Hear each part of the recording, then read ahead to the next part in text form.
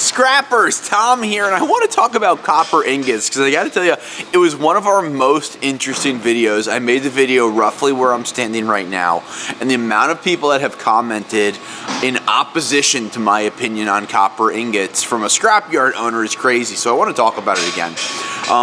A lot of people like to make copper ingots, and a lot of people then ask us, hey, how can I sell my homemade copper ingot to the scrapyard? Which is what prompted the video we had last time, kind of saying scrapyards don't like homemade ingots because nothing against scrappers or anyone else, we don't know what it is that people were able to do, right?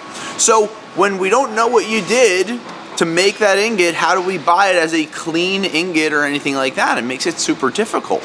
So where can you get rid of these homemade ingots? Well, a lot of people will sell them on eBay, where a lot of the kind of doomsday people that are out there want to buy them and they want to stock up so they have them for reserves in their homes. And that's fine. People like to do it kind of like they buy gold. They want to be able to have a stock for themselves. And that's one way for you to be able to sell your homemade copper ingots.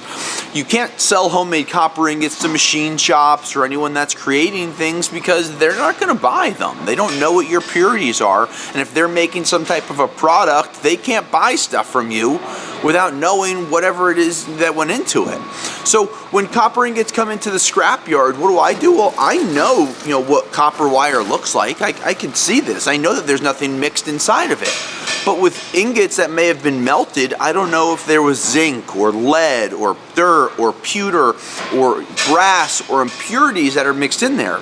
And I don't know how hot your kiln got. Some people don't have, copper pots that can make them hot enough, and then you have impurities that are mixed in because things didn't fully melt and dissipate.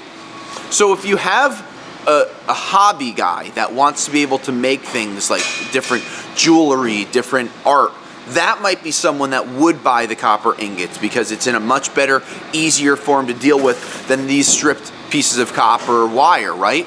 So that may be someone that you'd be able to sell to. The doomsday people may be someone you'll be able to sell to. The hobbyist people, but the scrapyards are never going to buy them as pure ingots, as like a Bear Bright. It's just not going to happen. So, we'd love to hear how some people go and sell their ingots. I know it's more of a hobby thing to make them on their own because it's fun. Who doesn't like either burning or melting stuff? I mean, since I was a kid, being a bit of a pyro at the fire is always a fun thing to do. So it's a fun hobby thing, but for scrap wise, you're never going to make more money at the scrapyard, and that's what we're here to do, teach you about how scrapyards buy things, what you can make more money on. That is not an item that a scrapyard will ever upgrade for you. So if you're going to take anything out of it, that's what you should take out of it. But let us know what you think. Okay, scrappers? Scrap you later. Thanks for checking out this scrap video. For more exclusive scrap video content, please become a YouTube member of our channel today. Thank you, and I'll scrap you later.